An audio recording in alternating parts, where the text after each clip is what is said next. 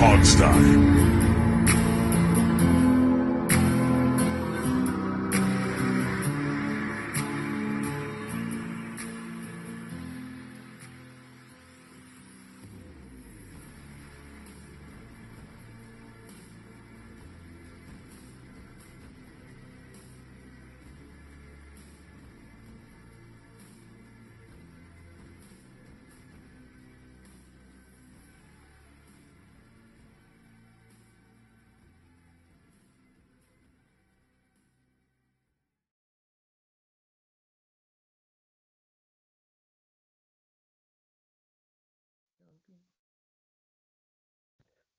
Hey everybody, welcome to the Hogsty. Do we have to do this, guys? Yes, we have to do this. We have to do this. I revel in the Kicking and misery. screaming, right? Kicking and screaming. Well, no, that would be more fight than the team put up. So True. yeah, True. yeah. Welcome to the show, Alex, Steve, Dave, all here, all on a miserable post game show here. Season's over, folks. I'm just gonna let's start with that. It's obvious now. This team is not coming back after that massacre on Sunday night.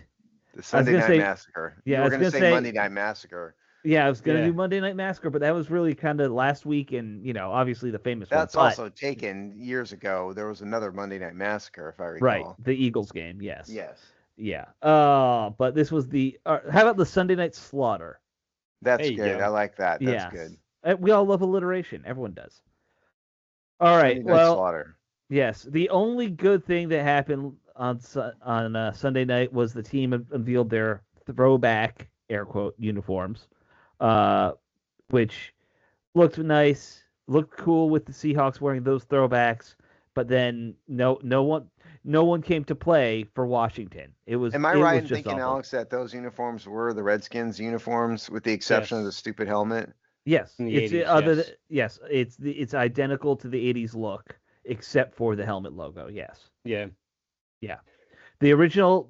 And some people were like, "Well, it doesn't say Redskins on the front." No, they didn't do that They until never like the did. 2000s. Yeah, Right. so that is what they should have looked like. By the way, when they rebranded. Right. Yeah. If you're gonna rebrand, keep it as close as possible. So. I think Josh Allen's probably going to go to that, bring that Yeah, back. Josh Harris. Yeah, he is. We all know. Yeah, I don't think and it's just- a secret. But if they do that, I'll be honest with you. I hope they leave the name off of it. Just leave it blank. Don't need to Yeah. pollute that jersey with the name on there. Keep it retro. Yes. Yeah, it looked good. All right, but let's get into this game, guys. Steve, give us some very sad numbers. I love these stats. All right. I love doing These are gonna stats in be games like this. UGLY. Yes. Jane Daniels was 16 for 22, 153 yards passing, 1 interception, 4 sacks, quarterback rating of 72.7. Chris Rodriguez was the leading rusher, 12 carries, 65 yards with a long of 12. That's 5.4 yards per carry. Jane Daniels is next, 10 for 51. Ja'Cory Carson-Merritt was 12 for 38, 3.2 yards per carry. Deebo Samuel, 1 for 3. Jamie McNichols had a great game. He was 1 for 0 yards. Zach Ertz was leading receiver, 4 for 46. Deebo Samuel, 5 for 41. Jalen Lane, 3 for 29. John Bates, 2 for 20. Traylon Burks, 1 for 14. Ja'Cory Carson-Merritt, 1 for 3. Tackles, Jeremy Reeves led the team in tackles with 9, followed by Frankie Louvu, Trey Amos, and Bobby Wagner with 7. There were no sacks on the day. Mikey Sandersill had 1 interception. And we definitely are going to play the Trustway game today. Well, don't forget one more key stat. Okay. Lane, 2 fumbles, 1 on punt return, 1 on kick return. True. Good Yep. point. Yes. Yep. One Absolutely loss, but frustrating. 2 fumbles, 1 loss. Okay. Yeah. So, there was 153 gross yards passing and then 157 total rushing yards. And so that is 290. So the question is 300. You said 150, 157. 290. 100. Oh, I'm sorry. I was looking at 153. Sorry, 133. Sorry. Yeah. Okay. So that is 310. Yeah. Okay. So It's rare that I get to correct Steve on math. Well, you didn't correct me on math. I did the math right. I was looking at the wrong number. Actually, it was 133 is what I was looking at. 133. Yes. Because Okay. that's actually was the net passing yards is 133. Got it. Okay, All right. so the question is, did Tressway outkick the entire Washington offense? Let's go with Dave first, because Alex is pondering it. I would say no. Okay, Alex? I'm going to say no just because of turnovers. Yeah, this time it wasn't close. He had 4 punts, only 191 yards. Yeah. Not close. He had some good punts. Yeah, I was trying to remember how many punts he had. I know he wasn't on the field very often. I thought I was going to give it away. If I had said 4, I would have probably obviously. Oh, given yeah, it away, yeah. so. I think we all know like an average per punt, you know. Well, as long as 63 and average per punt in this case was 47.8. Right, but your average is always going to be in that high 40s-ish range, or maybe low 40s on a bad day. But yeah, we all can do that punt math. But let's get to the fun stats. The Seahawks. Sam Darnold, 21 for 24, 330 yards, 4 touchdowns, 1 interception, quarterback rating of 141.0. Kenneth Walker was the leading rusher, 11 for 42. Zach Charbonnet, 8 for 25. Leading receiver was Jackson Smith in Jigba, 8 for 129. Cody White was 1 for 60. Goes down from there. Tyrese Knight had 10 tackles on defense. And that is stats. Not pretty. So opening thoughts about this game, kids. Well, one, I was shocked that the Seahawks didn't set a new consecutive passing attempt record. Because the record's 25, and they were well within striking distance at the half of possibly, hitting or breaking that consecutive passes. Yeah. I mean, I think this game, yes, the offense sucked. Yes, sure. The defense sucked. But yeah, I think the defense was a complete and utter failure, and they embarrassed themselves. It was a disaster. Yes. I mean, the offense just was garden variety bad, I would argue. Mm-hmm. Especially considering they have got like Larry, Moe, and Curley lining up as receivers at this point. But the defense was epically bad, and they humiliated themselves. I know all the fans blame coaching for this. To me, it's a player issue. It's the players that are missing tackles, blowing coverages, not getting penetration. If we're talking the defense, I 100%. Yeah, that's what I'm talking about. Yeah, it's 100% defensive roster. The fans, blame Joe Witt, and I think that's the easy way out. The truth of the matter is the roster isn't any good, and they've had a lot of injuries, but at this point, it's almost kind of. Sure. Like the preseason team is starting almost at this point. And look, I think I said this last week. There is a problem with the coaching in terms of development. I think it's fair to say, like, no one is playing. No one who they drafted last year is playing better this year, especially on defense. None of their draft picks this year have really ascended to anything great, except for Amos, who's come in, been solid as a number 2 corner. Coaching matters a lot more in terms of that, getting the most out of these young guys, getting them to be NFL players and not whatever this is, because it's not NFL caliber play that I'm seeing. Yeah, I mean, but sometimes these players just are no good, and no amount of coaching is going to turn them into. And by the way, I think the one thing I will say that they have improved on is run defense. So Washington is right solidly in the middle of the pack in run defense. Basically they are tied for 21st with 4.4 yards per attempt, which is a lot better than what they had last year, just for the record. Right. So I think I believe they're the worst in pass defense at this point, right? Are they 32nd well, yet? It depends on what you of course. How you count it as, but there's a myriad of stats there that you could. Yeah, use. As measured by completion percentage, it's 67.4, which is tied for 23rd. Do you want to go way better than you'd think? Quarterback rating, they're pretty bad, but they're not the worst. They're at 110, which is ranked 30th. Okay, so bottom 3. All right. Yeah, right. Let's see. Touchdown percentage. They're 4th from the bottom, so they're one of the worst, but they're by no means are they the worst.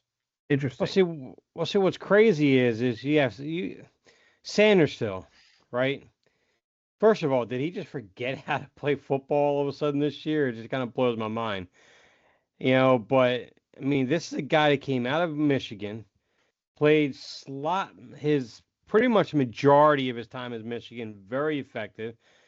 Started at slot last year, wasn't that great. Got moved to the outside. We were like, well, that's out of position for him. He's not going to do well. And he did well. He did well on the outside.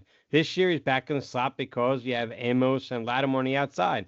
And he's been absolutely terrible in the slot this year. I mean, this is a guy who's a prototypical slot corner coming out of college who can't play the slot whatsoever. And he's far more effective on the outside. So I'm going to be curious to see how he goes the rest of the year since Lattimore's gone. But I mean, it's just like he has no anticipation on the play of what's happening in front of him this year. Where last year was completely different. He had pass breakups. He was making the adjustments on the fly and everything. I mean, he was doing very well last year. I just don't understand how he. Even going to the slots, you don't regress in that aspect of the game, in my opinion, that bad. And he did this year, which goes to your point, Alex. I think instead of these players improving, they're almost like regressing away. Quan Martin had a good year last year at safety. He's been non-existent all year long. And the guy, I don't think has ever used his arms once this year to even tackle at all. So, which blows my mind. Well, Sandersill, I seem to recall him chasing after receivers, running past him on multiple occasions in this game. Yeah, it was Sandersill in particular that did that. Outright whiffing and missing who his guy he's supposed to be defending was at one or 2 points. Yeah. And now look, I do think slot is actually harder to play than boundary in the NFL. Sure. You have to I think you have to study up a lot more of your opponent to really be good at the slot. And, I think finding a good slot corner in some ways is just more difficult because of that. Yeah. And like you said, he did play much better on the outside last year. I think he's an outside corner in the NFL. They scouted him and said he's a slot guy. He might not be. He just might be a shorter outside corner. And 5'10" it's not the end of the world. It's an outside guy. You might get some Green was 5'8", 5'9". And besides, if Amos keeps progressing as well as he is, and he becomes that number one guy, I mean, yes, Sanders shows you number two. I mean, he's a very good number two corner, I would think, in the NFL. Well, that's what you have by default right now. Right. Oh, sure. Because of the injuries, yeah. Yeah. Which we're gonna have to talk a lot about the injuries, of course, in this game. The defense can't get any pressure on the edges. They're getting gashed around the edges in the run game when the Seahawks decided to run. But I think losing Dietrich Wise and Dorian Thompson the way they have, I mean, that's just completely because they had no depth on the outside beyond that. Yeah. Oh, yeah. And that right there just, I mean, it's. They only had one quarterback hit in this game. It was Preston Smith. That was it. One quarterback hit. You're talking about a statue in Darnold for the most part. Yeah. Well, yeah. I mean, couldn't get any pressure. He's not a running quarterback. He's a traditional pocket quarterback. Right. Mm-hmm. They couldn't get any pressure on him whatsoever. It was awful. Right. I don't know what to do. There's nothing. I mean, I know the fans and the people in the comment section were whining, crying about, trade everybody, burn the place down. Look, there's nothing anybody can do this year. There was I know we just had the trade deadline. Nothing was going to change what happened this year, and they're not going to trade people. It takes two to tango. You have to have people want these players to trade. That's them. Part of it. Right. I would hope that at some point we'll hear from Adam Peters about why nothing happened at the trade deadline. That's been a major topic, I think. He's not going to say anything of substance. He's just going to say there wasn't any deals that we liked and leave it at that. Yeah, but were you dangling or were you taking calls like that? He's not going to answer that. He's not going to answer that. They can get a tidbit out of him. They can. Well, I think without a doubt he probably definitely took calls. And on Adam Peters, I think he took a calculated risk trying to kind of capture that lightning in the bottle he had last year and try to make a couple moves to see if he can't get this team one step further. And he lot of missteps this off season. I think this is definitely an off season to where as a GM, a first time GM, is definitely a learning season for him. We'll see how he adapts to that. Because all in all, he did not have a very good second year as a general manager for this team at all. In my opinion, No, anyway. I mean, I think you're right in that the evidence that you're right is that they brought in a bunch of old dudes. Mhm. Like what is the purpose of bringing Von Miller in, for example? Right. He hasn't done. I mean, he's not done nothing, but he's not done a lot. He's not. Yeah, you he's bring not. Yeah. You bring If in he's your Von fourth Miller when you guy. could have gone to like a Josh Sweat. Somebody, right? Right. Yeah. Yeah. I think the over the hill Even game. Preston Smith. I mean, like, what is that about? Yeah. You Well, know, those are desperation. desperation. Yeah. At that point, but the over the hill gang approach is clearly not a good plan long term. And Right. to me, to get back to the trade thing a little that we were talking about. I'm not even necessarily caring about trading guys to get picks. I mean, I think you need to start looking to building next year, and even 6th, 7th round picks have value for your long term rebuild. But to me, it's more about at some point I think as a GM you have to do things like that to force your coach to play some younger players. Your coaches don't want to play young players generally because they want the best chance to win each week, and sometimes you have to say no. I'm doing this to make you put Moreno out there or McGee out there. Now McGee's been playing a lot more, and he's playing pretty well for a 5th round linebacker. He's at least provided some speed. I think it's fair to say on the linebacker spot that they. Well, that's what I was going to ask you. Who else should you think they should be playing? On defense, I think they do a better job of rotating guys. I think on offense, I've said for a while, I think they've made a mistake on offense, not trying to play the young receivers early, especially with Terry out. I mean, they are playing the young receivers they have to. Oh, now, yeah. Yeah, now they have to. Same with the young tight end. Same with, you drafted a offensive lineman in the 3rd round, and you gave up on him really quick this season, I feel like. Some of these players aren't good. Yeah, well, I mean, some of them just aren't going to work. Maybe they drafted poorly. I think outside of Jaden Daniels, they may have. Well, I mean, some of these guys are role players. Like, Jalen Lane is a kick returner, a punt returner. Right. He's good at that. I mean, fumble, except for the fumble issue, but yes. Yeah, I know. But I mean, put that aside. I mean, you can't expect like Jordan McGee to come in and start. He's a 5th round pick. Can he get some good playing time? Maybe, yes, but he's going to have to develop. And as I have proved before, the vast majority of 5th round picks never become regular starters. Sure. It's just not realistic to whine and cry about Jordan McGee, in particular, when the odds are well against him. And, and they brought in, like it or not, they brought in Bobby Wagner for a reason. Yeah. They're stuck with him this year. Absolutely. Oh, and I know that. No one's trading for Bobby. The same with Kane Medrano. I mean, you mentioned him earlier. I mean, 4th round pick, a little less questionable, but still. I mean, Bobby Wagner's there. Bobby Wagner's going to play. Yeah. Yeah. Period. Yeah. I don't know, man. Like, to me, it just gets frustrating. I was definitely after this loss in the camp that said anyone over like 29 years old, if they're on a last year contract, see if you can get anything for them. Like that, I would have been in that mode. I would have been open to trading Frankie Louvu. Now he has some other issues that we'll get to later that probably made it impossible regardless. Well, it's just, you got to understand. I mean, these players have big contracts and they're old and they're not producing. Who's going to trade for them?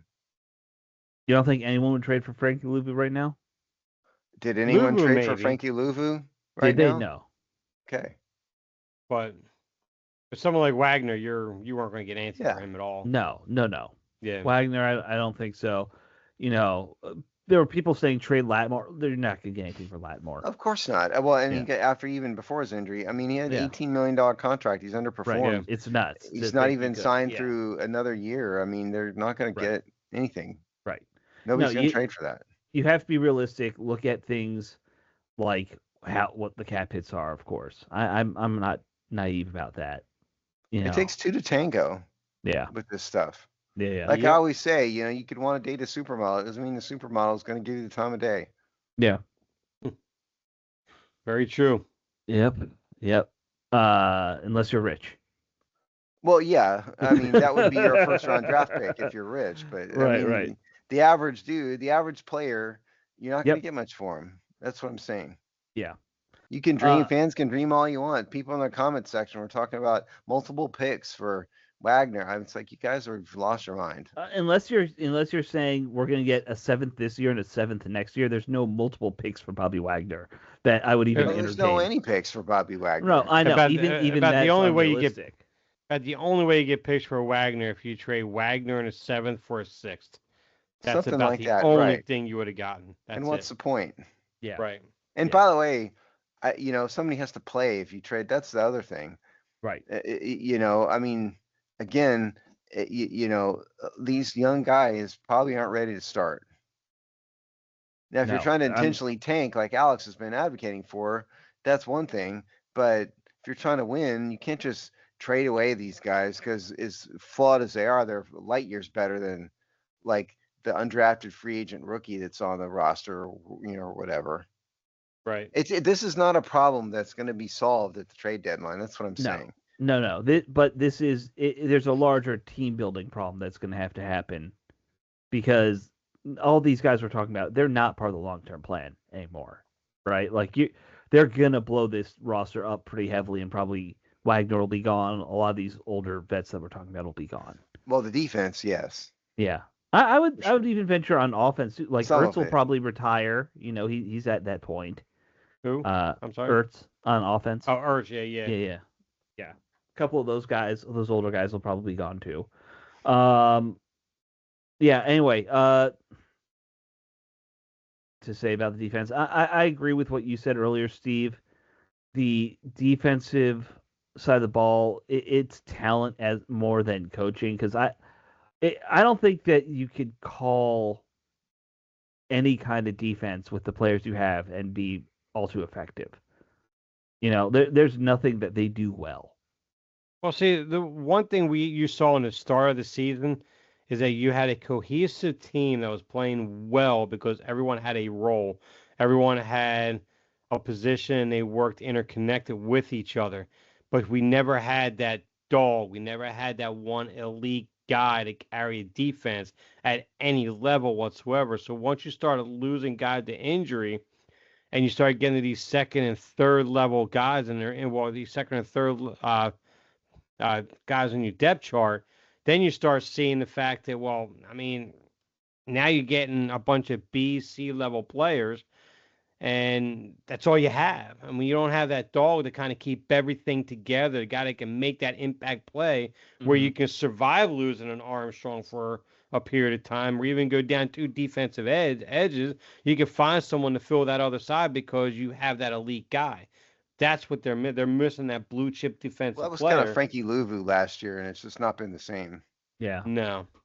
Yeah, it is a bit of a puzzle. Like, you can understand why Wagner might be on a downward slide, right? Like age and all that catches up to you. Louvu's 29. He's in what should still be the prime of his career. Why has he had such a backslide? Well, you got to remember that Frankie Louvu wasn't anything special before he came to Washington. He's always been a high motor guy, though. And but I mean, he's not exactly he hadn't been a Pro Bowler. Fair. I mean, he had the best year of his career, and it's kind of regressing a little bit to the mean. I think part of the problem is they started using him more on pass rush, and he's more of a sideline guy. He's a guy that can be disruptive on the pass, but he was very good last year against the run. One of the few guys that we had that was at any impact against the run. And he was very, very quick on getting, on recovery speed and everything. But they kind of altered or changed what he did this year. and I think he's outside his comfort zone. So I think that's part of the problem what you're seeing with him right now. Yeah. That could be. All right. So do you want to talk about the offense? I don't You know. have to. That's why we're here. I know. Oh, I didn't know if you guys had any final thoughts on the defense before. No, they suck. That's my final thought. All right. Offense, they suck too, but Yes. oh my God, they're about to suck a lot worse. I think we got to start by talking about the Jaden injury. Obviously, it derails the whole season. It is one of the for a team that's got a history of ugly quarterback injuries, it might have been one of the ugliest you'll see on television. His elbow looked like it was bent completely backwards. It was. It I'm was. surprised. Yeah. I'm surprised it. I don't know if there's been any news. I've had a really horrible week. I'm not going to get into it here, but No, I don't know if there's any news on it or not. So we know the X-rays and the MRIs and everything has been coming back clean. It's a full dislocation of his elbow, and that's why it bent the way it did. But on a hip drop tackle, his third injury, by the way, I think this season on a uncalled hip drop tackle. But yeah, it bent backwards. I saw Kevin Sheehan said anywhere from 2 weeks to a full month is what he was hearing now is what the recovery time would look like for that. I refuse to believe it's 2 weeks. I would say a month is probably the realistic thing after what we saw. At least. Yeah. Now, have you? I've never done this. Have you? Either of you dislocated a shoulder ever? No, I have not. No. But it's basically that with your elbow, right? What it looks like what happened. The elbow pops out of the socket. You can pop it back in, but then you have to let the ligaments and stuff heal, which is, similar to the shoulder, obviously. But yeah, they said none of the ligaments are broken. That's a big thing, right? It's a miracle, is what it is. Yeah, it was. Yeah.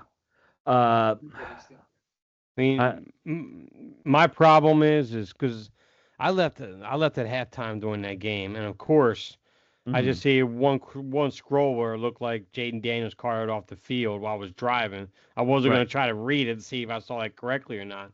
Right. But now I was just hearing reports. I mean, you're down 31 in the fourth quarter. Sure. And you still have this guy in there. But the one problem I have is guys want to start labeling him injury prone. The problem with this injury, and to say it's just not, I don't care who you are as a quarterback, when you're putting your arm down like that and you're being pulled backwards, every quarterback in the league is dislocating their arm with that tackle right there. Yeah. And you want to say, well, he had the hamstring earlier. Well, the hamstring was only because of the hip drop tackle that he had gotten. Same thing with the knee. Right. And that's the one thing I have a problem with, and we'll talk about with the whole thing with Luvu. Yeah, of course. This year has been atrociously done with the officials for hip drop tackles. And Jane Daniels has been and Jane Daniels been a recipient of 3 of them. This one with the elbow I thought was kind of more of a in between, maybe not. But the other 2 were definitely hip drop tackles. Oh, sure. I mean, dude, it's like player safety or not. You're going to call this or not. I mean, come on, man. It's just ridiculous. It is. Now, I think the broader question with Daniels at this point becomes, let's say it's a month. We got 4. So we go forward 4 games. They maybe win the one versus Miami. I think that might be, without Jane Daniels, that's your best case scenario. Let's say you go 1-3 here. You've got 9 losses, 4 wins.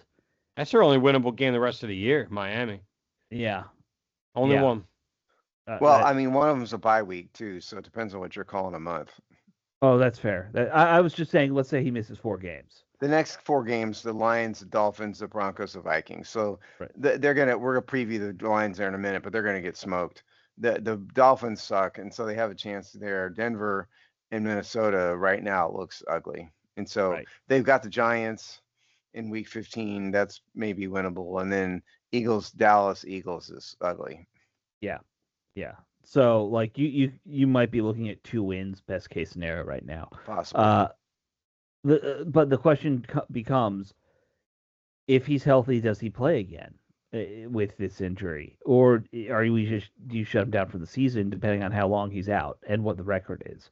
I'd rather him get healthy personally. If he has no serious ligament injuries, I tried to look up to see what the MRI results were. Mm-hmm. Nothing's come back yet. I haven't seen. If he Right. has no significant ligament tears, just some strains, I mean, after about a month, if he's a full go, I have no problem him going back in there just because you don't want him to lose the reps either, even though they're meaningless games. But I mean, that's a tough call too because you don't want him obviously getting hurt even more. But I don't know. I think there's still value in him playing to a certain point, because you don't want him losing them reps. But Sure. I'd I let don't him. know. If it were me, I'd let him play personally. Yeah. If I- he's healthy. Okay. Yes. I All agree. right. I mean, I think there's going to be, obviously, in a perfect simulation, yes, but we don't know what the state of the rest of the team will be by then. This feels like a walking wounded season. Like, by the time he is back healthy, we could be down 3 offensive linemen. Who knows what else is going on. Like, if something like that were to happen, that's going to factor into it too, though, right? Like, you don't want to see Jaden go back out there with a shamble O-line in front of him, if that were to be a case, or Right. there's so many factors in this now to him playing again, and like we were saying, I honestly think a month is probably more your best case scenario for this. I just can't believe it'd be less than that with Yeah. what we saw. Yeah, because visually that was just so brutal. Yeah. That was worse than like the RG3 injury by far. His ACL that he blew. Just yeah. As in terms of But visual look, wise, yeah. it's got to be said that he was not playing well No, while he was in there. no. And I know a lot of fans are afraid to blame Daniels and look at his receivers. And there's a point too, good point to say his receivers suck. There was he was constantly under pressure. Right. Under a ton of pressure. It's like the offensive line wasn't there. The All that- receivers suck. I don't like the coaching at all on offense. I blame we're talking about on defense defensive coaches. I think Cliff Kingsbury is not getting enough blame for what's been going on offense. Well, I mean, I don't think Jaden has seen the field as well as he did in the past. No, probably And not. some of his passes are more inaccurate than they were. Mhm. And he's got to get rid of the ball faster. Take the dump off sometimes. Right, but Steve, I think a lot of these plays, they're all long developing plays. Cliff Kingsbury is that guy who loves calling the big play. That was his MO with the Cardinals too. Yeah, but they're not all 4 receivers running downfield. They're not all No. 4 vertical. If nobody wants to listen to any of us, Kurt Warner had got them making a comment speaking about Jaden Daniels from last year to this year. He says he's been holding the ball. He's been holding the ball too long. He's been struggling to see the full field like he was last year. He's having a hard. It seems like he's having a hard time getting that first read and recognize what's going on and getting the ball out quick enough like he did all year last year. Because I think last year, yeah, he was a rookie. No one had tape on him. But when you start talking about, reading the defense, scanning the field, and getting the ball out quickly, there's no tape that's gonna. There's no defense that's gonna go. Well, let's just take that away from him. Because when you can do that, you can do that. Now you can confuse them a bit. I get that with certain different defensive looks, and I get that. So maybe that's probably that's most likely contributing to that. But overall, he's just not seeing the full field like he was last year, and he's just struggling getting through his progressions this year. It's In other words, Kurt absolute Warner agrees with what we're saying. Yes, correct. Yeah. And look, I think there's a fair point there. My point, I think, still is that, his number one dump off guy last year, Eckler, went down week 1. Like, that was Eckler's job, right? Like, oh, nothing's open, just toss it to Eckler. He'll get you 3 yards. Just live with it. That's fine. So they've never found a running back who can replace that part of the game. And then I do still believe. I think Kingsbury's offense, there's no short passing game, uh, or when there is, it's it's all screen. They're very screen heavy in the short passing game. It's not like crossing routes very much, or we saw that one slant that Lane had. Like that's what you need to be living off of when you don't have a good deep threat. I don't know Mhm. why that. You know what I mean? They do a lot of screens. Yeah, that's their go-to. Well, see, It's unfortunately, we don't have a single receiver right now that's going to even put the defense in position to guard the center of that field so they no. can come up and guard the screens. They can take away Hmm. everything underneath at the second level relatively easily. Right. So I mean, that's a big problem. That's why I'm kind of hoping that Traylon Burks can kind of rediscover himself. That'll be nice. I'm kind of hoping that we get something out of this draft that's going to give something for a top off, take the top off the defense.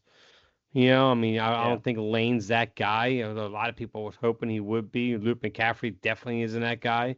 No. And Although McLaurin's getting older. Luke did have a couple good big catches this year before, his Sure. injury. Yeah. Yeah. For those who aren't aware, Luke McCaffrey's now on IR Right. Broken with a Broken collar. broken collar. collarbone. Yeah. Yeah, so he's probably done for the year with that. Wait. Yeah. Yes. Yeah. Yeah. Collarbones So take a I while. so I think they have a nice like I don't know how do we phrase. I don't want to say second level set of receivers, mid grade receivers. I think they have some nice depth to what they have going forward. They just got to find somebody like how we have Pierre Garcon and Deshaun Jackson. We need to have that Deshaun Jackson opposite Terry McLaurin out there on that field. Yeah. See, So I think that was one miscalculation they kind of made. They thought Terry was Deshaun Jackson right, and that getting Debo was bringing in like Pierre. And I think I think you're right. Terry's Pierre Garcon. He's not Deshaun Jackson. They need that right, deep ball guy. You're right. yeah. Yeah. If only they had kept the other Brown, the one guy who was a deep threat last De'Ami year. Brown. Yeah, hey, you know what? If De'Ami Brown was on this roster still, he'd be our number one receiver, and it wouldn't At probably this point, be close. yeah, he probably Yeah, would be. Yeah, right. yeah. So I mean, the other thing to say, so I just didn't want to give Jaden Daniels a pass. no, he Because doesn't. I don't think he gets a pass. That interception was ugly too. yes, it Yeah, was. I Running don't think he's game, gotten a pass from us all year long yet. no, but some of the fans he gets a pass from. yeah, You how dare you criticize Jaden Daniels? Right. The running game didn't suck as bad as normal. Ja'Cory Krosky Merritt sucked, but Chris Rodriguez had some healthy carries. Even if you yeah. even if you carve out his long, he's still over 4.5 yards carry. Right. So it's just they weren't in a position to really run the ball much No, because they were playing from behind the entire game. Yeah. no. I think going forward, these three running backs, I I get that they kind of want Corey Krosky Merritt to be the guy, but I think you got to just maybe, if I were the coach, early in games, I'd be giving all three of them carries and saying, all right, who like after two series, who's the hot hand, and kind of go that route. Because each week it's probably going to be somebody different. Somebody's just going to be more in the zone, healthier, whatever, fresher legs. None of these running backs is a every game starter. It looks like. All I know that they have got to figure out a way of getting Krosky Merritt's confidence back. 'Cause after those fumbles, man, he's not making them cuts like he was. He's not Right. he's not patient coming up to the line anymore. He's just concerned about the ball. He's concerned about it's because he had a run where he could have easily bounced it to the outside, but he didn't, and he just took it right back to the inside. I'm just like, Mm-hmm. a couple weeks ago, you saw that and you took it, and you took it a few times, a couple of them, a couple of times for touchdowns. But after those two back-to-back fumbles that he had, man, it's just like his confidence is completely shattered. I don't know if he'll get that back or not. Not anytime soon, most I don't likely. think so. Right. On the plus side with the running game, I think they were under center more this game than they've been all season put together. Which is Alex's crusade. It is right my now. crusade. Now, did they do a good job? Not really. They No. did have a couple of good plays here and there, but they were in love with that toss run, which the inside toss that they did. I think they ran that 3 times at one point. But yeah, I think obviously it doesn't matter now with Daniels hurt, but I think you got to keep doing it. I think that it's better for an offense to play that way. You got to do everything now. So, all right. They need to keep drafting running backs. Just FYI. Oh yeah, absolutely. They still need a running back. They still need a star receiver. They still need a long-term tight end. Because I don't think that they trust anyone they've got to be the starter next year. Yes, all of that. Yes. Yeah. So they're still a ways away there. All right. It's going to be a long next couple of years, so buckle up and relax. Yep. We only have 10 weeks to go in the season. Is that right? Or what are we at left? What are we at now? We're in week 9. Yeah, we're in week 9, so not 10. We have 8 weeks to go. So, yeah. And the bye 9 week. this is week 9. So, yes, right. If you can count this week, yes. Right. All right. So, get yourself something nice to drink and something nice to eat and just, sit down and enjoy watching some backups play for a while, folks. All right. By the way, randomly, since Alex's friend and listener Maurizio asked about it, Kobe the dog, our 4th castmate, is asleep laying on my foot, which means I can't move my foot. That's true. That's why he has not spoke up. Did we talk about that on the air that in the middle of my haircut, Mauricio asked for pictures of your dog? No, but I figured I'd bring it up. Yeah. Yes. Kobe is here. He's just dead asleep laying on my foot, which means I can't move. And anyone else, if you want to figure out how to message me, I will send you pictures of Steve's dog, but no pictures of Steve. That's the rule. No, that's not. Yes, I'm too ugly. You don't want to break camera lenses for my face. As we've said, I think before, you and the dog balance each other out very nicely in that respect.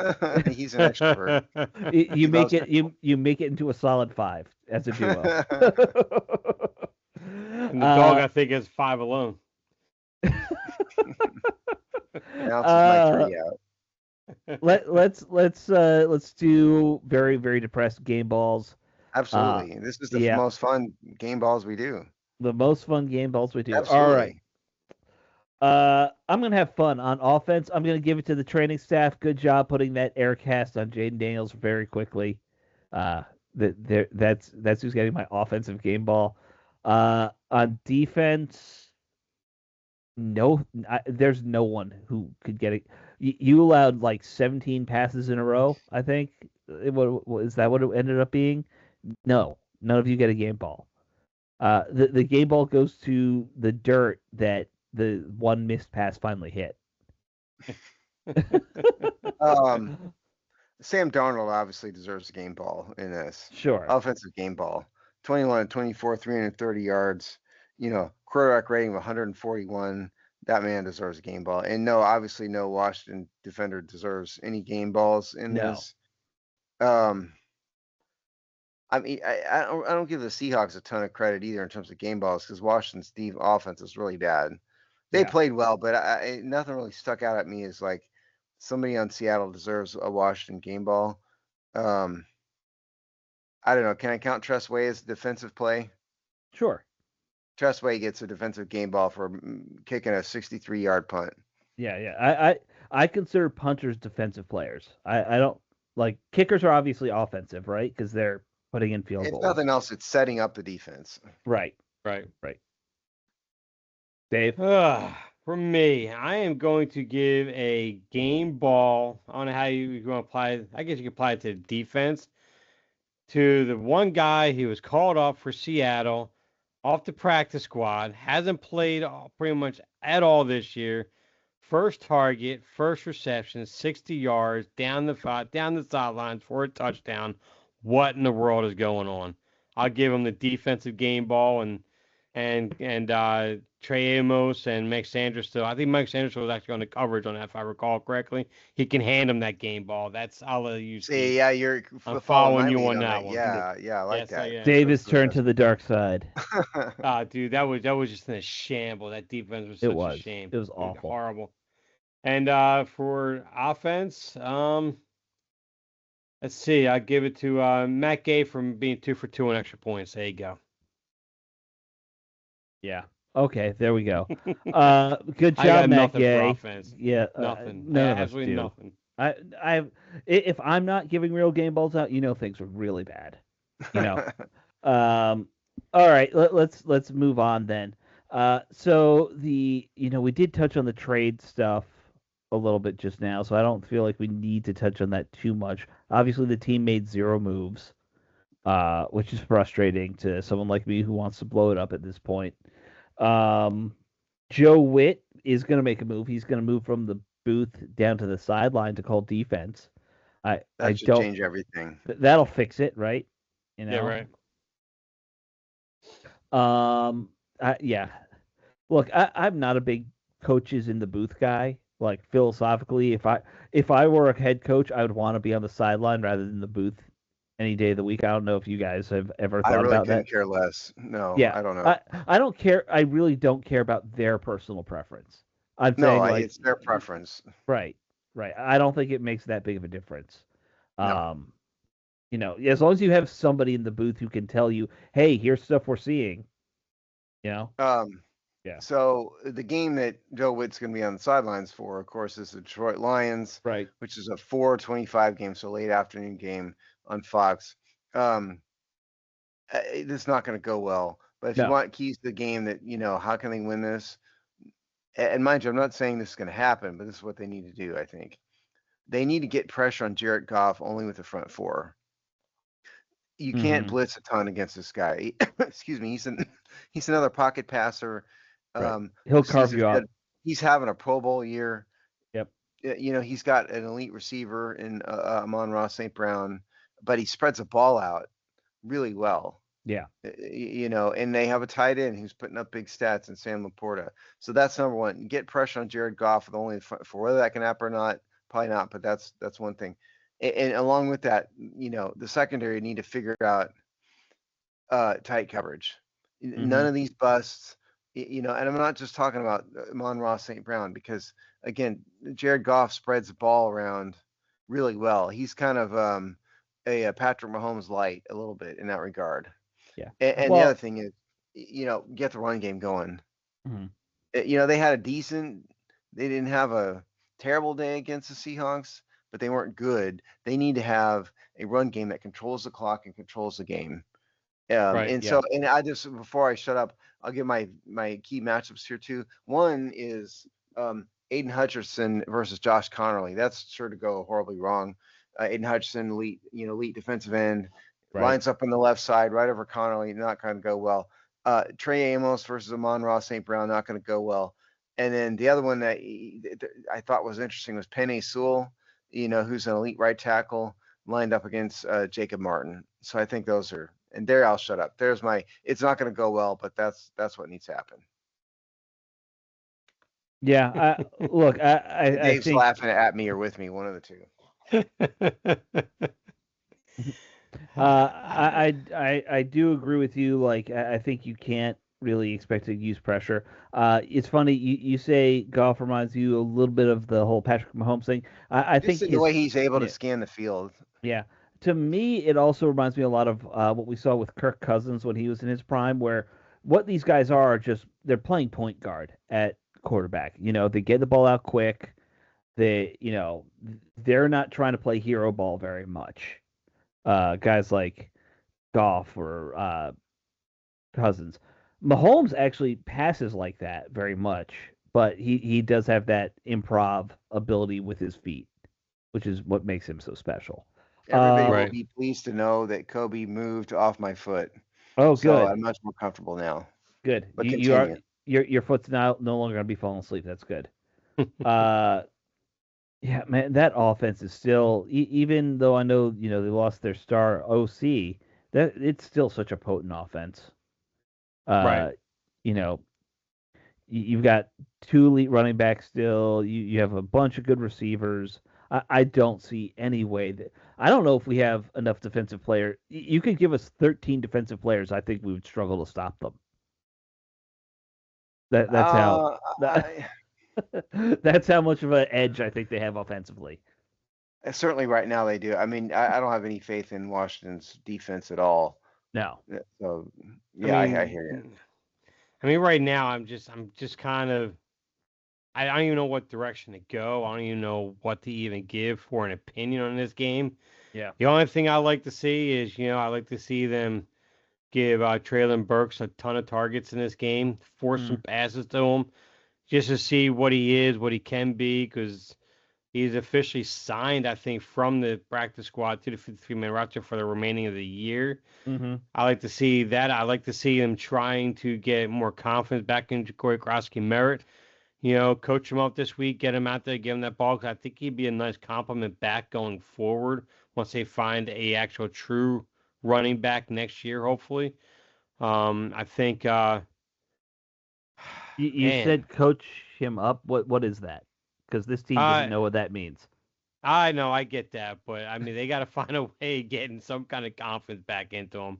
Yeah. And I get what you're saying. You're right. I know, but still, it's like I said, I'm struggling to even find anything on this game. I mean, defensively, I'll be curious to see how Sanders still is going to look on the outside and Amos on the other side. Although the matchups are not great, I get that, but I mean, we could see what could be potentially what our future is on our two outside corners going forward next year.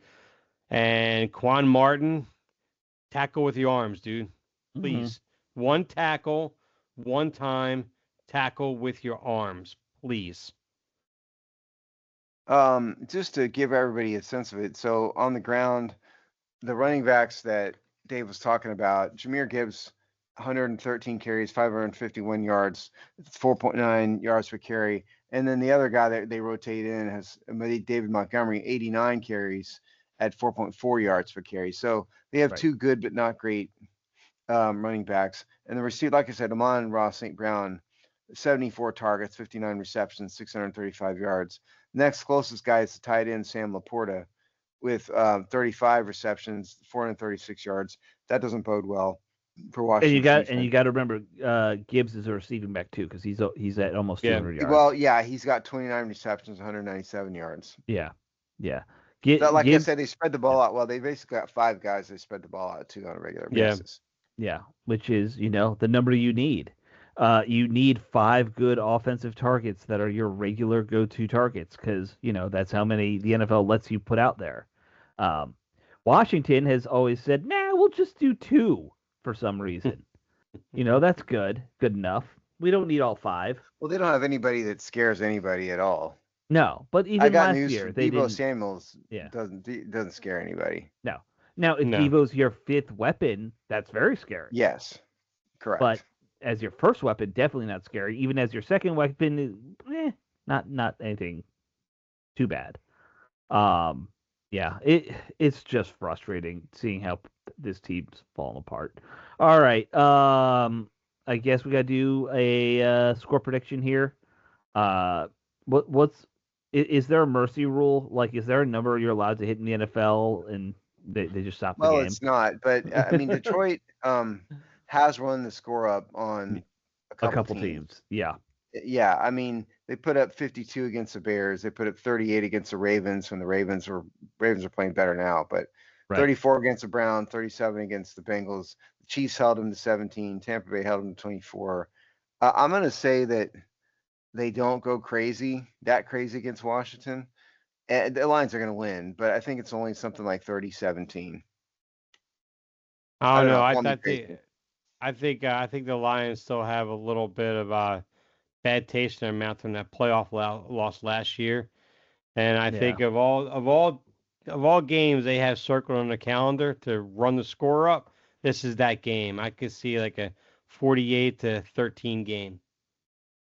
Oh yeah, I'm way more there with you, Dave. I think Lions put up at least 40 to as a little revenge game here. So I'm gonna say like 40-10. 42-10, something like that. Yeah. Washington by the way, Washington has had 21 points or more in the last 3 losses, which is apparently some kind of record for the last 5 years to be blown out by that much 3 games in a row.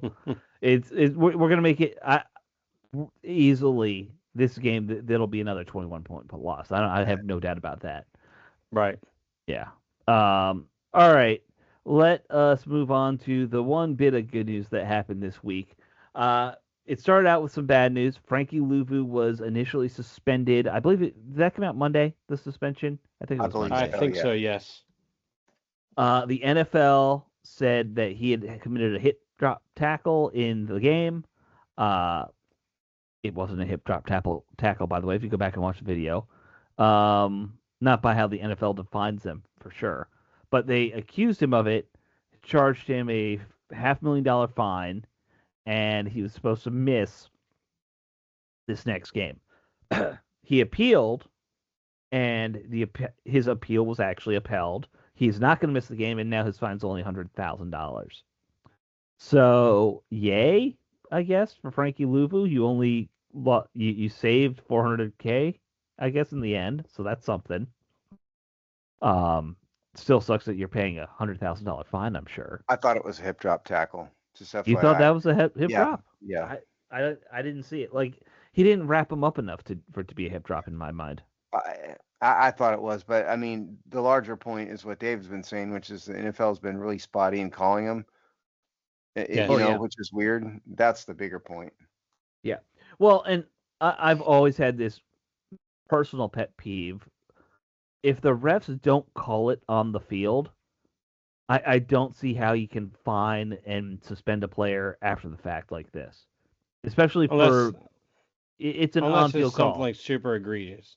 Yeah, if it's like after the play's over, unsportsmanlike fist fight situation, different story. But this is a in-game.